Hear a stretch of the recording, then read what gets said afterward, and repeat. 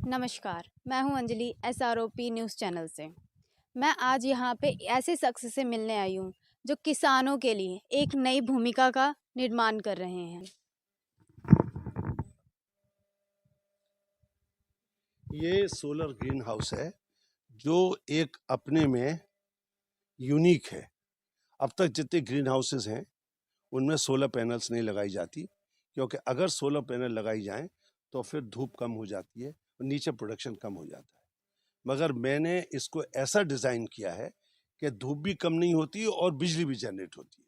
और वो अगर आप देखें उधर वो सोलर पैनल्स है जो वो दिखाई दे रही है, लाइन पूरी लगी हुई, इतने इतने ही एरिया में लगाई है जिससे कि अंदर धूप में कोई कमी ना हो। और ये इस वक्त मैं इसमें ये शिमला मिर्च उगा रहा हूँ, मिर्चें हैं, और ये देखिए इधर ये लेट्यूस है, ये इधर ये सब हॉट पेपर्स है, और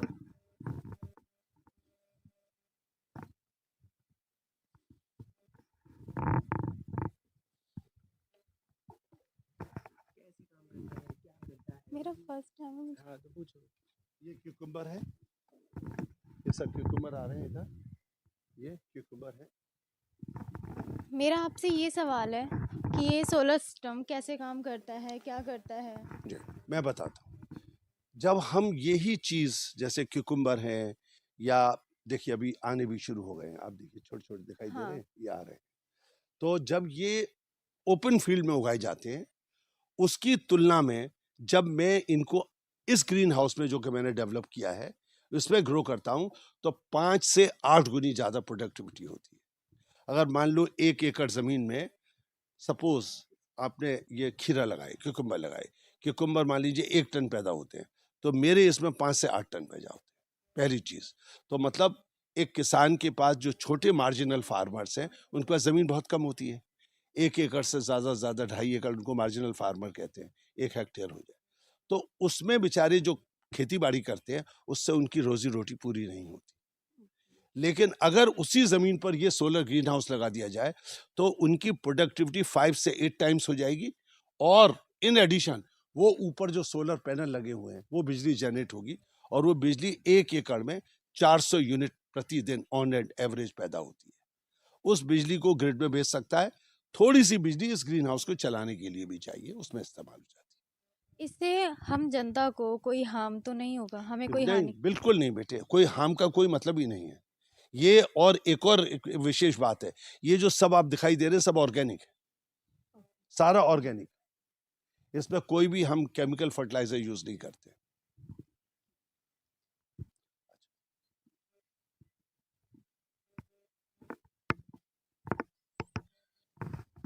इस पोर्शन में हमने टोमेटोज लगाए हुए हैं।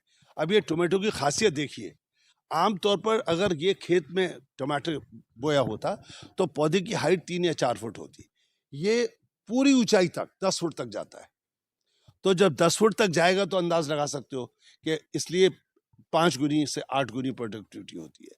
उसकी 2 वजह हैं, एक तो चूंकि लंबाई बढ़ गई इसकी, दूसरा इसका जो वातावरण है, जो देखिए फसल की उगाई के लिए एक पानी चाहिए, सिंचाई चाहिए, एक फर्टिलाइज़र चाहिए, चाहे ऑर्गेनिक या इनऑर्गेनिक जैसे भी वो देना चाहे, और तीसरा उसके लिए वो जो है वातावरण चाहिए धूप का, धूप कितनी आ रही है, और चौथा चौथा मूवमेंट ऑफ एयर। जो चीज़ आमतौर पर लोग जानते नहीं हैं, मूवमेंट ऑफ एयर का प्रोडक्टिविटी पे बहुत असर पड़ता है। अगर आप कभी देखें, कभी जहाँ पर के ये खीरा या टमाटर या कुछ अगर लगे हुए हों तो वहाँ उसमें आप सो जाइए चारपाई डाल करके रात को, सारी रात आपको आवाज़ आएगी चर चर चर, मतलब रात को बढ़ते हैं। रात में क्यों बढ़ते हैं? क्योंकि रात में वो हवा चलती है ज़्यादा, दिन से ज़्यादा, तो एयर का बड़ा इंपॉर्टेंट रोल है। तो यहाँ हर चीज़ कंट्रोल्ड है, मैंने धूप कंट्रोल की हुई है, और पानी में इनको ड्रिप इरिगेशन देता हूँ। ये आप देख रही हैं, ये छोटे छोटे ड्रिप लगाए हुए हैं, ये ड्रिप इरिगेशन है। तो इससे मेरी पानी की बहुत बचत होती है। जो ओपन फील्ड में जितना पानी लगता है उससे 1/3 से भी कम पानी इस्तेमाल होता है, और इसी के थ्रू मैं जो है लिक्विड करके फर्टिलाइजर दे देता हूँ, ऑर्गेनिक फर्टिलाइजर। मेरा आपसे ये सवाल है कि ये खेती बाड़ी जो आप करते हो, ये आप एक मार्केट में आप कितने में बेचना चाहोगे? आप मतलब कितना मार्जिन कमाना चाहोगे इसको बेचकर? बेटे, मेरा उद्देश्य कमाना नहीं है। ये मेरा जो ग्रीन हाउस है वो रिसर्च ग्रीन हाउस है। ये सिर्फ मैंने रिसर्च के लिए साबित करने के लिए कि मैं एक ऐसा ग्रीन हाउस डेवलप कर सकता हूँ जिसमें कि बिजली भी बनाई जा सकती है सोलर से, जिसमें प्रोडक्टिविटी भी ओपन फील्ड से कई गुनी ज़्यादा की जा सकती है। उसको साबित करने के लिए ये मैंने ग्रीन हाउस लगाया है और ये मैंने साबित कर दिया है। और साबित करने के बाद में मैंने जो यहाँ पर पूसा में IARI, Indian Agriculture Research Institute है, जिस तरह के second green revolution Indira Gandhi ji के साथ लेके आया था, उस इंस्टीट्यूट के एक साइंटिस्ट हैं, उनसे मैंने वेरीफाई करवाया है सारा जो मैं बोल रहा हूँ। तो ये कितने साल और आगे चल सकता है? ये लाइफ लॉन्ग चलेगा? इसमें बेटे जो जो बाकी सब स्ट्रक्चर है वो कम से कम 30 साल चलेगा। 30 साल? 30 साल। मगर हो सकता है कि जैसे फिल्म है कोई फट गई क्योंकि उसमें प्लास्टिक की फिल्म है, तो ओके, वहां आप पैच लगा के जोड़ सकते हैं बस, ठीक। वरना 30 साल की लाइफ। देखिए, इसमें ग्रीन हाउस मेरा आपसे ये सवाल है कि एक सरल किसान अगर इस चीज़ को करना चाहेगा, तो उसकी मतलब कितनी कॉस्ट आएगी? वो मतलब कैसे कर सकता है? बेटे ऐसा है कि ग्रीन हाउस लगाने के लिए भारत सरकार बहुत सुविधाएं देती है। इसकी कॉस्ट पर 30% सब्सिडी है और उसके अलावा उन्होंने कोई 7 बैंक्स हैं जो मैंने सुना है, जो पब्लिक सेक्टर बैंक्स हैं, उनको ये ये इंस्ट्रक्शन दी गई हैं कि कोई भी फार्मर अगर ग्रीन हाउस के लिए लोन लेने आएगा तो उसको कोई रुकावट नहीं डाली जाएगी और किसी भी तरीके का कोई कोलेट्रल नहीं मांगा जाएगा, तो वो बड़ी आसानी से लोन ले सकता है इस ग्रीन हाउस के। तो अब रहा सवाल कि 1 एकड़ के ऊपर अगर एक ग्रीन हाउस लगाया जाए तो उसकी क्या कीमत आएगी? करीब 60 से 70 लाख रुपए। तो एक आम किसान ये तो नहीं 60-70 लाख वो कहाँ से लाएगा? मैं बताता हूँ बेटे, उसमें 20 लाख तो सरकार से करीब 20 लाख सब्सिडी मिल जाएगी। अच्छा, इन एडिशन बहुत सारी स्टेट हैं वो और सब्सिडी देती है। मैं उनकी बात नहीं कर रहा हूँ क्योंकि वो अलग अलग स्टेट में अलग अलग है। और उसके बाद जो 50 लाख रुपए बचा, ये 50 लाख रुपए बैंक लोन दे देगी, तो उसका एक पैसा भी नहीं लगा, सिर्फ जमीन लगी है। जब ग्रीन हाउस लग गया, अब इसमें खूबी एक और है, इसमें सिर्फ या तो आदमी चाहिए मैन पावर, जब ये पौध लगाएंगे उस वक्त तो से 1 एकड़ है, इसमें सारी पौध लगाने के लिए मैक्सिमम अगर 2 आदमियों को इस्तेमाल किया जाए तो 4 दिन में 3-4 दिन में लगा देते हैं। उसके बाद में सिर्फ फसल को उतारने के लिए, जब इस पर आ गए टमाटर आ गए, जब इस पर खीरे आ गए, ककड़ी आ गई या शिमला मिर्च आ गई, तो उनको तोड़ने के लिए 1 आदमी काफी है 1 एकड़ के लिए। तो इसमें मैक्सिमम 2 आदमियों की जरूरत है, तो मैन पावर की बड़ी बचत है और उस बचत से फायदा ये, मगर उन 2 आदमियों में से एक थोड़ा पढ़ा लिखा चाहिए जिसको कंप्यूटर चलाना आता हो। अभी मैं आपको दिखाऊंगा कि ये ऑपरेट कैसे होता है ऑटोमेटिक कंप्यूटर से। मेरा आपसे ये सवाल है, जैसे कि आप खीरा ले लीजिए, अगर वो खीरा जैसे 2 से 3 महीने होता है, 1 साल में वो 2 से 3 बार उगा सकता है, तो ये सोलर सिस्टम से वो कितनी बार प्राप्त कर सकता है वो चीज़ें? आपने बहुत इंटेलिजेंट सवाल पूछा है। इसमें जो मैं फसल लगाता हूं वो 6 से 7 महीने चलती है, ये खूबी है। ओपन फील्ड में 2 से 3 महीने चलेगी, ये 6 से 7 महीने तक मुझे फसल ये देती रहती है।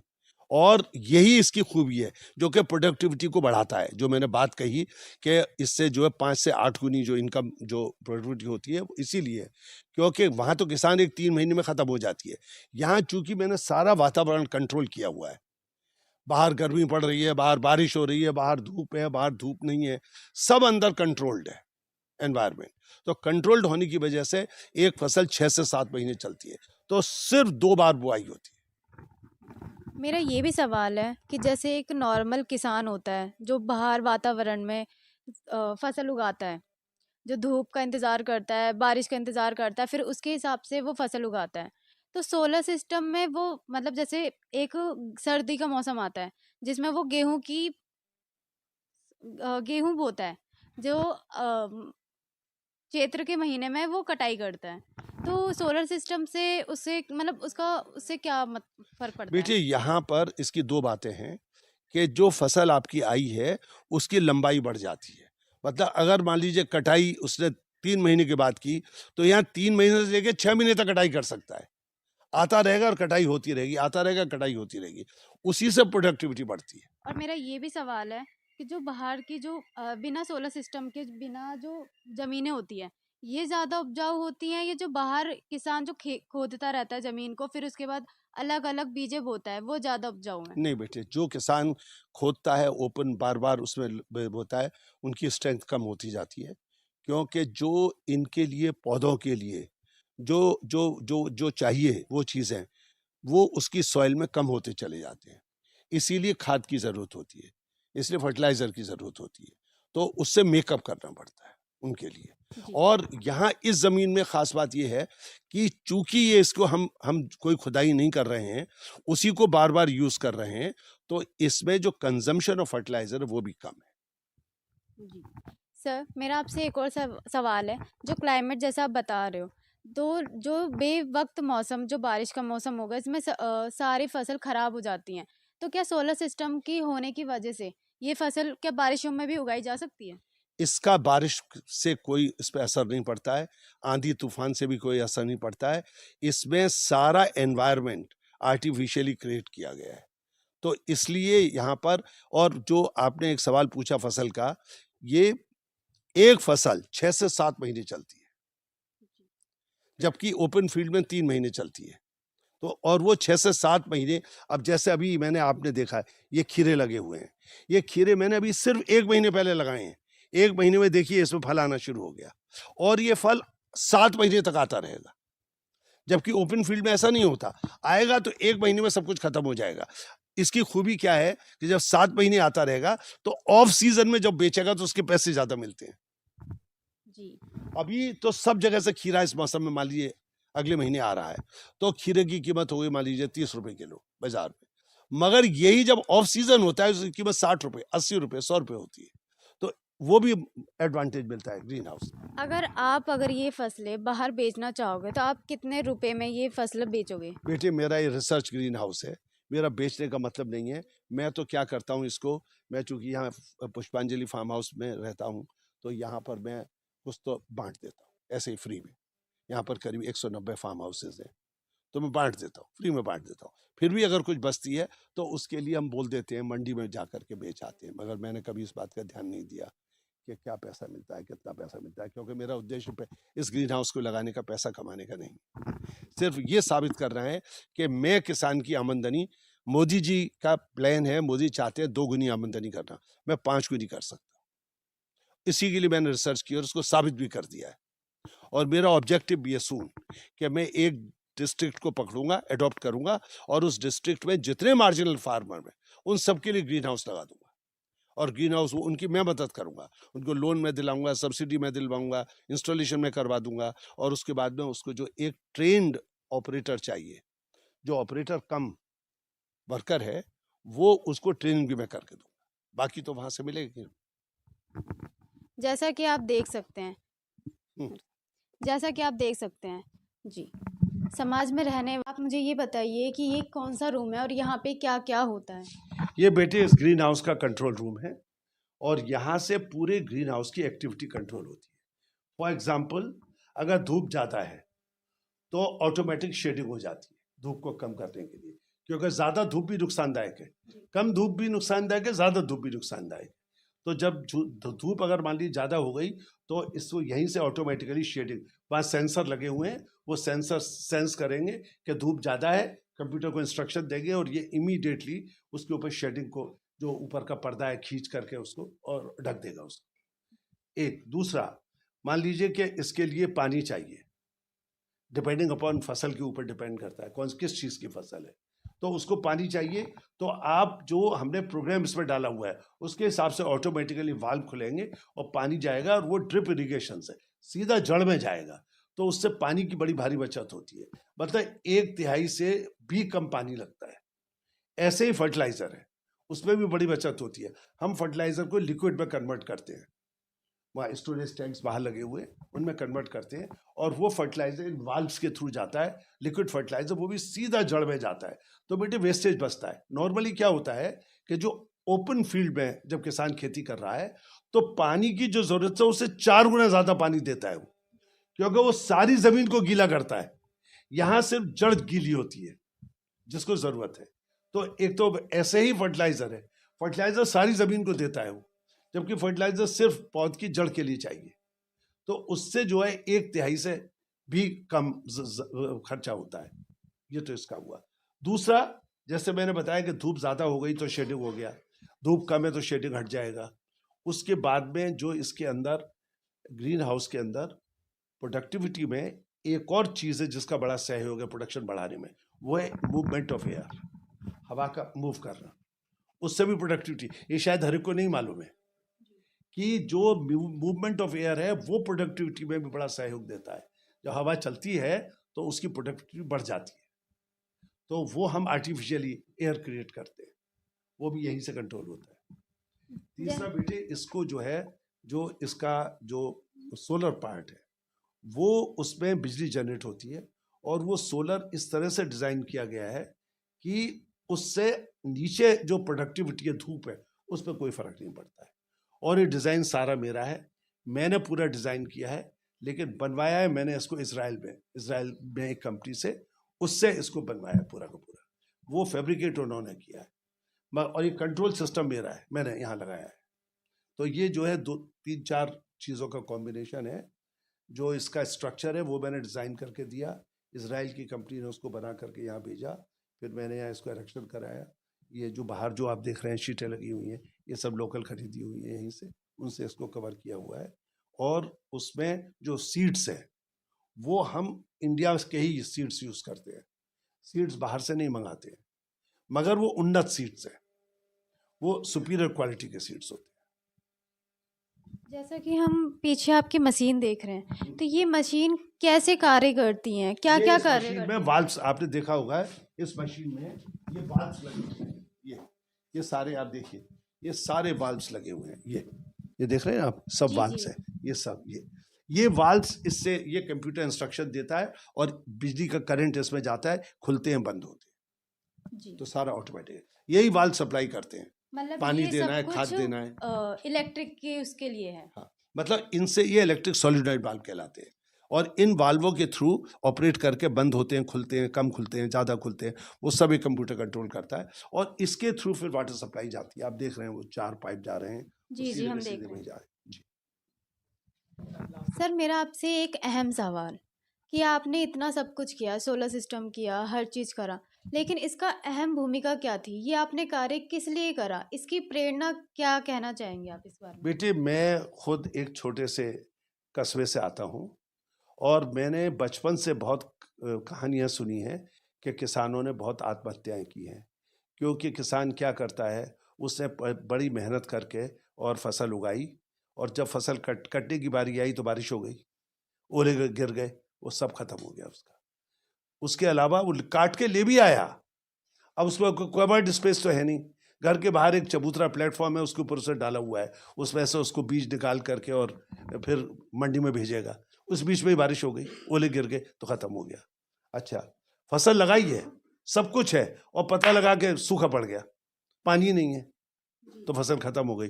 तो ऐसे किसान मजबूर होकर के क्या करते हैं, आत्महत्या करते हैं। तो इससे मेरा दिल बहुत दुखी होता था, मैं बचपन से कहानियां सुनता था और मेरा दिल बहुत दुखी होता था।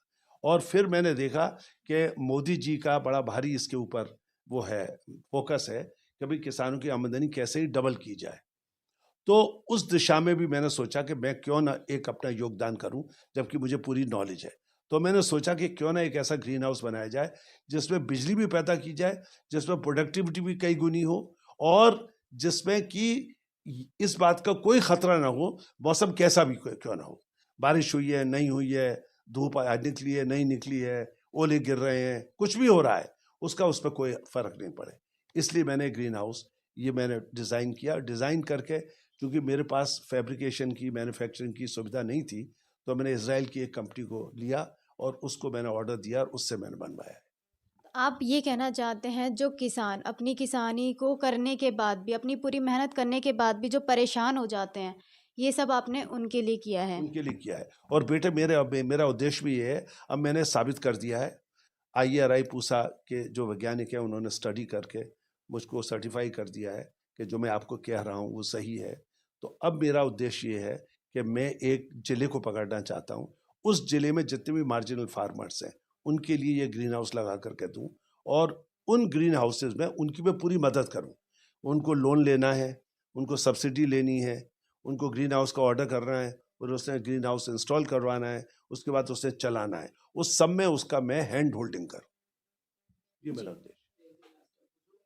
जैसे कि आपने अपना इनोवेशन दिखाया, उसके लिए आपने फंड कहाँ से लिया? और जैसे कि आप बोल रहे हो कि आपको किसानों की मदद करनी है, तो उसका खर्चा आप कैसे मैनेज करोगे?